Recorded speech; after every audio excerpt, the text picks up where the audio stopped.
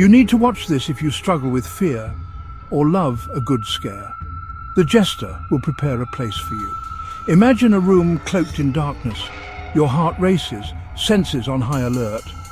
Welcome to the Jester Game, brought to you by the twisted minds behind Storybook coins. This Jester Game will leave you mad. Here's how it works. A host, dressed as a jester, sets up a room filled with your worst nightmares. It could be anything, from creepy dolls to spine-chilling whispers. Your challenge? To sit or stand in that room in complete darkness for the desired amount of time. Feeling brave yet? Here's the catch. If you decide you can't handle it, you can signal to quit at any moment. But if you stick it out, you'll have to face what's in the room before claiming your prize. Think you can outsmart the jester and conquer your fears? This game isn't just about endurance, it's about confronting what lurks in the shadows of your mind. So gather your courage, dim the lights, and step into the jester's realm. The prize awaits, but so does the terror.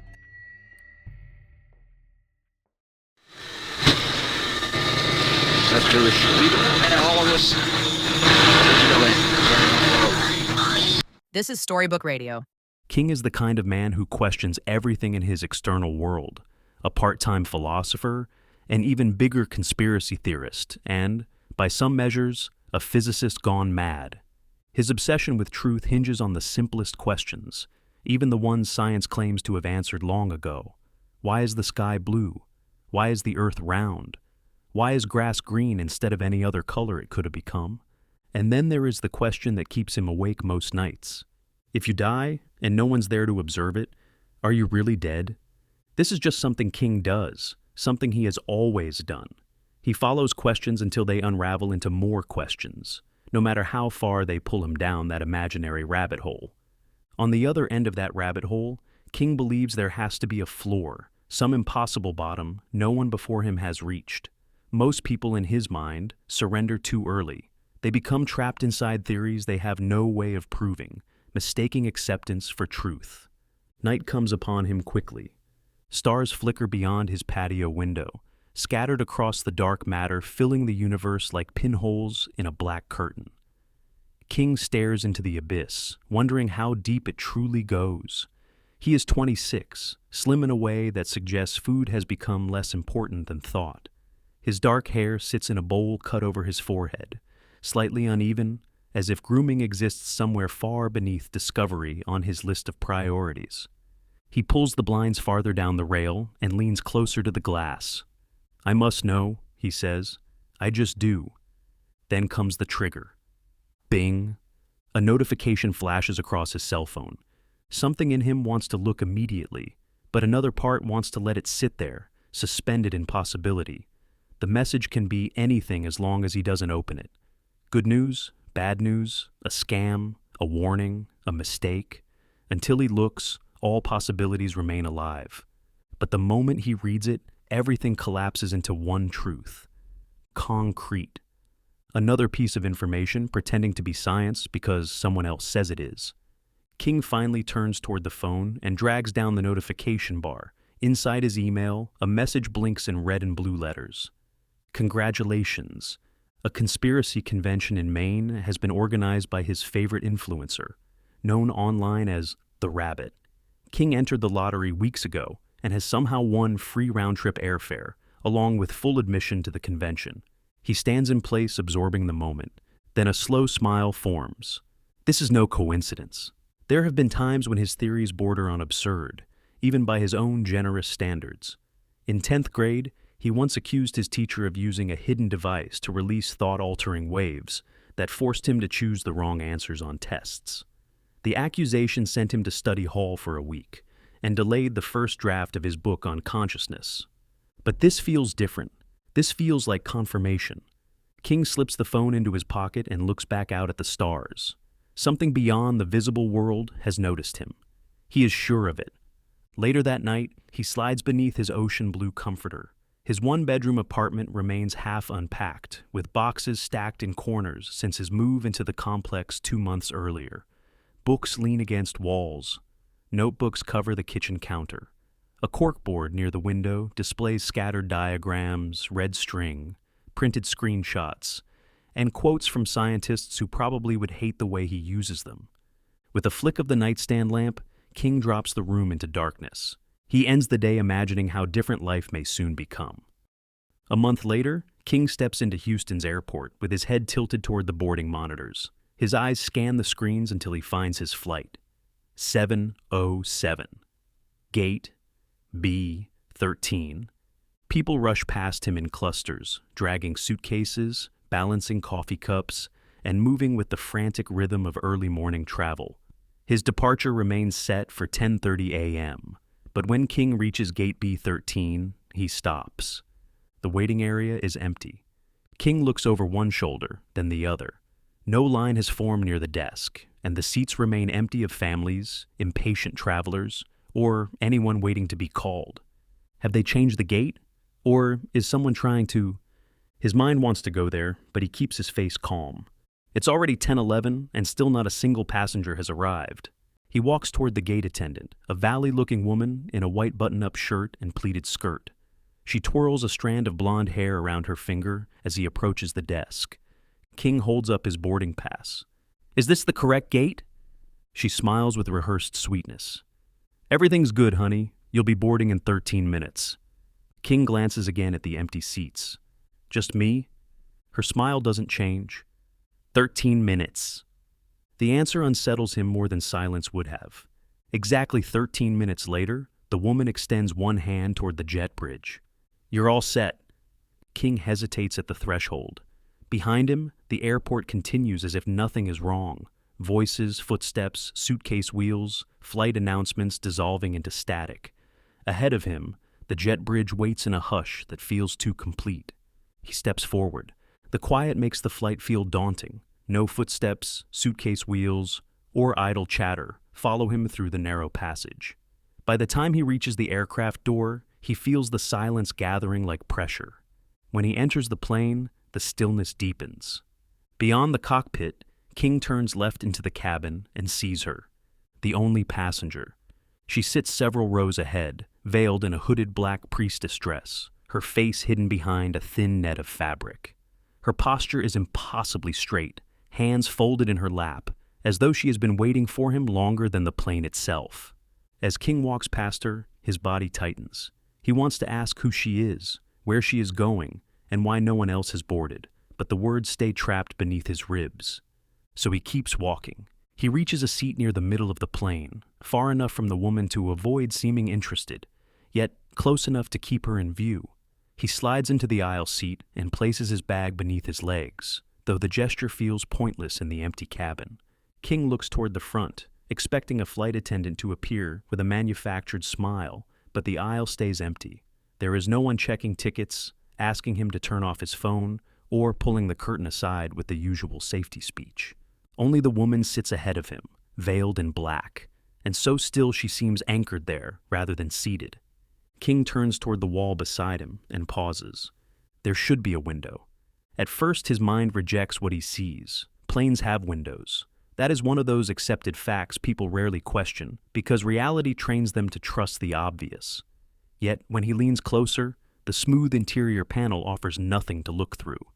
Just polished wall where the outside world should be. His breathing slows. "What kind of plane doesn't have windows?" he whispers. A soft chime answers him. The monitor built into the seat ahead flickers on by itself. Blue light spreads across his face as a silent safety video begins. A digital figure demonstrates how to fasten a seatbelt, brace during impact, and place an oxygen mask over the nose and mouth. Words scroll beneath the animation. Fasten, seatbelt, remain seated, trust the fate. King stares at the final sentence until the words glitch across the monitor, flickering between two meanings. Trust the fate. Our trusted flight. His fingers hover over the belt before he pulls it across his lap and presses the metal latch into place. It gives a dull, incomplete click, the kind of sound that suggests it caught, but not all the way. King looks down. The belt holds, barely.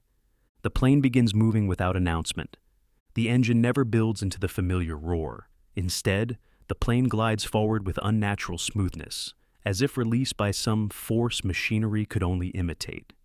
King digs his fingers into the armrest. Where is the pilot? Where are the attendants? His eyes return to the veiled woman several rows ahead. She has not moved since he boarded. Beneath the black netting, he can make out the faint suggestion of features. Maybe a face. Maybe nothing at all. Her hands remain folded in her lap with such perfect stillness that he wonders if she is alive, sleeping, praying, or waiting. Waiting for him? Perhaps. The plane lifts. His stomach churns as the aircraft rises sharply. Without windows, he has only the pull in his body to prove they have entered the sky, and that bothers him more than the takeoff itself. The monitor flashes. Ascent in progress. Please remain calm. King swallows. Why tell me that unless there's a reason to panic? The woman's head shifts slightly, barely enough to count as movement, but enough to prove she hears him. King sits rigidly as the cabin lights dim, brighten, then settle into a pale glow that makes every empty row seem reserved for someone unseen. He studies the woman, trying to place her. Passenger, plant, warning, test. But none of it feels right. Curiosity takes him further down the rabbit hole to a doorstep of possibilities. But some answers are not doors. They are traps. The plane levels out. The pressure in King's ears fades, and the engine settles into a hum too smooth to trust. The woman still has not moved. King exhales. "Just ask," he whispers. "Get up and ask." He unfastens his seatbelt and stands, but the moment his foot touches the aisle, the cabin lights die all at once.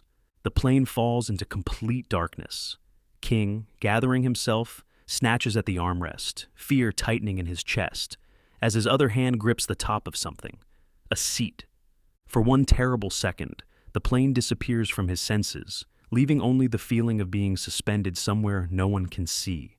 The lights flicker back on, returning everything to its exact arrangement: the empty rows, the sealed walls, and the woman ahead of him, seated as if nothing happened, giving him nothing. King tries again, stepping into the aisle more carefully. The woman stays fixed into position. Each step taken toward her feels heavier. He inches closer, holds his breath forgetting to breathe.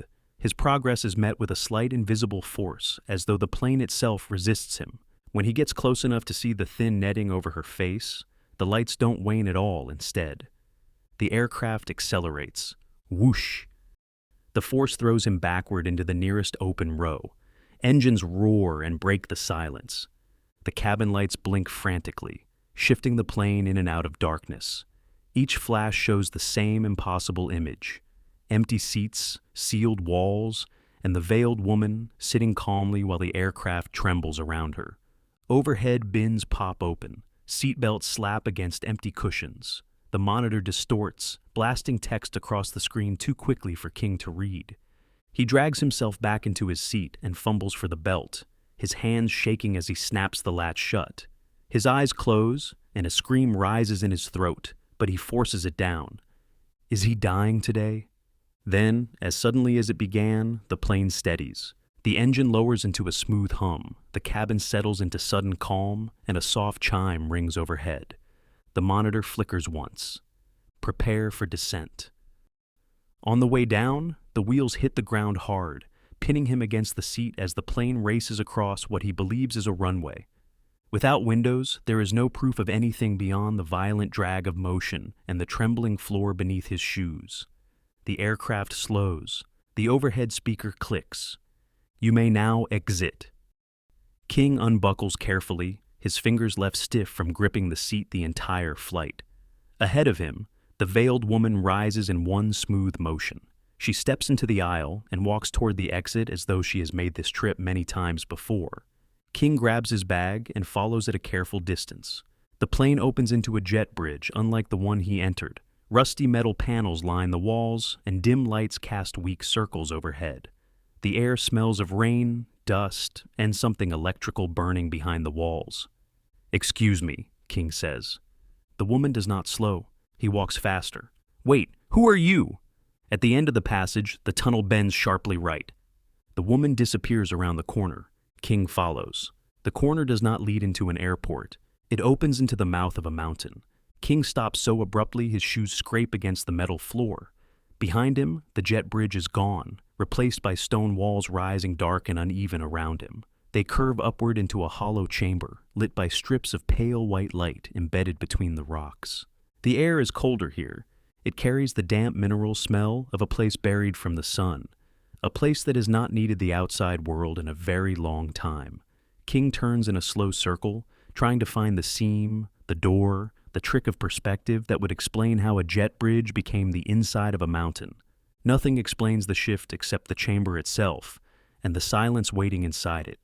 At the far end, the woman faces an elevator. It sits built into the rock like something the mountain grew around. Its doors are smooth black metal, unmarked by numbers, buttons, or arrows. A thin red light glows above it, steady as an eye. The veiled woman stalls without hesitation. "Wait," King says. His voice carries through the chamber and comes back thinner. She does not turn. King approaches her, though every instinct tells him not to. The closer he gets, the more the elevator seems wrong. It does not look old, new, or industrial, but like something built by people who understood machines as imitations of a greater force. The red light turns green. A muted tone sounds. The doors open. King stares, covers his mouth in anticipation. A tall man walks out wearing a white spacesuit. For one impossible second, King sees only the helmet, the thick gloves, and the reflective visor catching the light from the chamber. Then the man reaches up, unlocks the seal at his neck, and lifts the helmet from his head. King knows the face immediately, the rabbit. He is leaner than King expected, with a narrow face, watchful eyes, and a patchy silver beard that makes him look older in person than he ever did online. His hair is dark at the roots, threaded with gray, and pressed flat from the helmet. Nothing about him looks powerful, but the stillness in his expression makes King feel as if the man has already seen how this moment ends. He is not the avatar from the edited videos or the grainy live streams where he sat in shadow, speaking about hidden doors behind reality. The real man stands in front of him, breathing the mountain air as if this meeting has been scheduled for years. King steps back. "No," he says softly. The rabbit smiles. "You answered my call." King stares at him, his mind rushing toward 100 explanations and rejecting each one before it can settle. "How?" King asks. "How did I answer anything?" The rabbit tilts his head, almost amused. "You came." King looks past him into the elevator, then back toward the chamber that should not exist. "Are we in Maine?" he asks. "Is the convention here?" The rabbit's smile thins. "There is a convention," he says, "just not the kind they advertised." King's throat tightens. "What does that mean?" "It means you've spent your life asking whether the curtain is real." The rabbit steps aside and gestures toward the elevator. "Now you get to see what's behind it." King does not move. The veiled woman enters first. Only then does King look fully inside. The elevator is not an elevator. It is a small chamber lined with seats, each one fitted with straps, metal armrests, and control panels glowing with symbols he does not recognize. The walls curve inward like the inside of a capsule. Thin cables run along the ceiling, pulsing with faint blue light. The usual elevator details are missing. Floor buttons, an emergency phone, even the scratch mirror of an ordinary lift.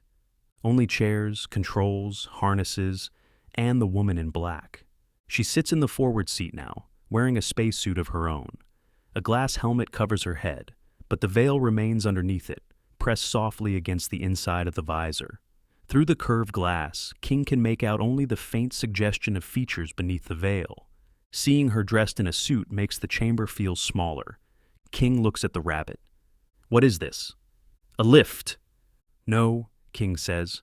"Elevators go up and down." The rabbit steps back inside and places his helmet under one arm. "So do prayers," he says. King almost laughs, but the sound dies before it reaches his mouth. The rabbit points to a compartment built into the wall beside the last empty seat. "Get dressed." King looks at the suit folded inside. It is white, heavy, and waiting for him as if cut to his exact size. "Do I have to put all that on?" The rabbit looks at the folded suit, then back at him. "No," he says, "unless you want to die." King looks back toward the entrance, but the mountain chamber behind him has gone dim. The path he came through seems farther away now, stretched by darkness. The rabbit lowers his voice. You wanted proof, King. Proof does not come dressed as comfort. King hates that the words work on him. His whole life has been one long argument against surrendering too early. Every theory, sleepless night, and question people told him to leave alone has led him here, to a mountain that shouldn't exist, an elevator built like a capsule, and a man in a spacesuit claiming to have heard him answer a call he never remembered making. He reaches for the suit. The material feels colder than it should. King pulls it on slowly, first one leg, then the other, then his arms through sleeves stiff with hidden joints. The rabbit helps him lock the seals at his wrists, then the collar at his neck. Each click sounds final. The helmet comes last. The moment it lowers over King's head, the chamber noise disappears. His breathing becomes loud inside the glass, too close to him, too private. The world beyond the visor warps slightly at the edges. The rabbit points to the seat. King sits. The chair seems to accept his weight before he fully settles. Straps slide forward from both sides and lock across his chest, waist, and shoulders. Hey! King grips the armrests. I didn't do that. No, the rabbit says, fastening his own helmet. It did. The doors close. The red light inside the chamber turns on. For a few seconds, nothing happens. Then the lift drops.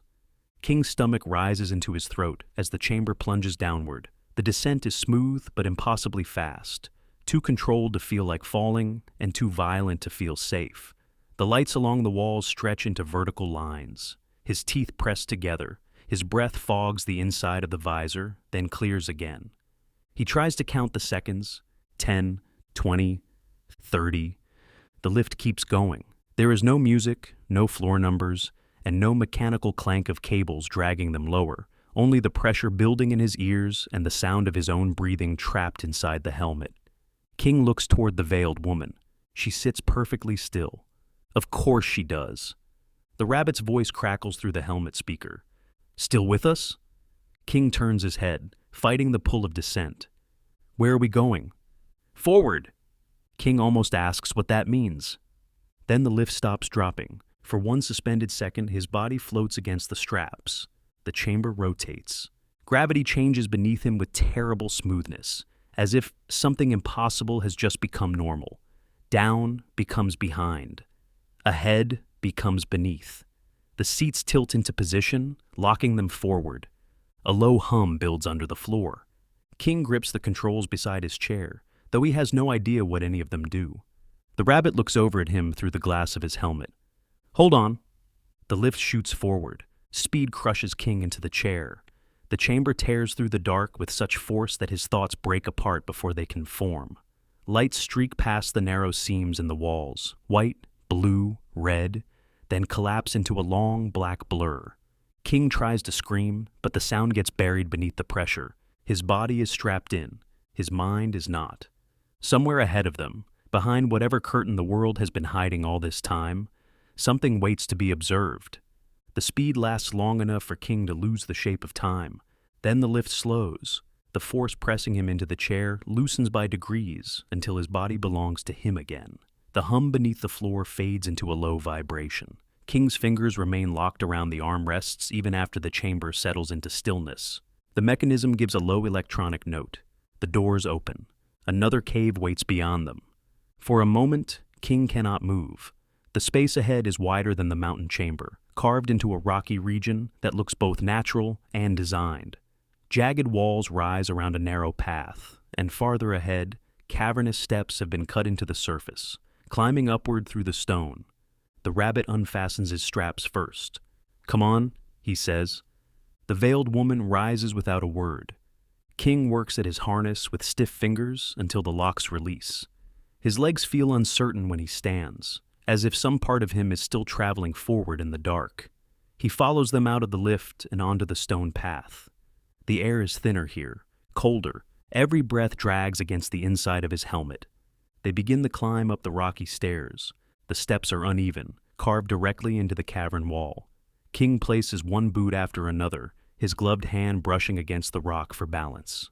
The stone feels ancient even through the suit, worn by a passage no ordinary person was ever meant to find. The rabbit climbs ahead of him with ease. The woman in black follows close behind, her veil still visible beneath the glass of her helmet. She does not look tired. She does not look curious. She moves like someone returning to a place she has already accepted. King wants to ask how far they have traveled, what part of Earth they are under, and whether the plane, the elevator, the mountain, and the lift have all been part of some experiment designed to break his mind. But the answers are waiting above him. He feels that now. The steps end at the mouth of the cave. The rabbit stops there. King comes up beside him and looks out. Sandy dust stretches in every direction, pale and endless, drifting across the ground in thin, restless sheets. The landscape rolls outward for miles beneath a black sky. Craters mark the surface, some small and shallow, others wide enough to swallow buildings. There are no signs of life or passage, only dust, stone, and the terrible quiet of an exposed world. King steps out of the cave slowly. His boots press into the powdery ground. He looks at the craters, then the horizon, then the sky above them. "Is this the surface of our planet?" he asks. The rabbit stands beside him. "Yes." King turns to him. "Our planet?" The rabbit's face is hidden behind the glass of his helmet now, but King can hear the smile in his voice. "Our planet," he says, "but not the Earth you think you live on." King stares at him, unable to process the sentence.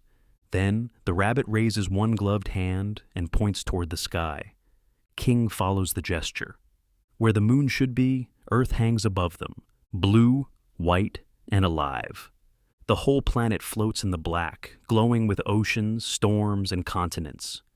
King recognizes from maps, screens, classroom globes, and every image humanity has ever been taught to call home.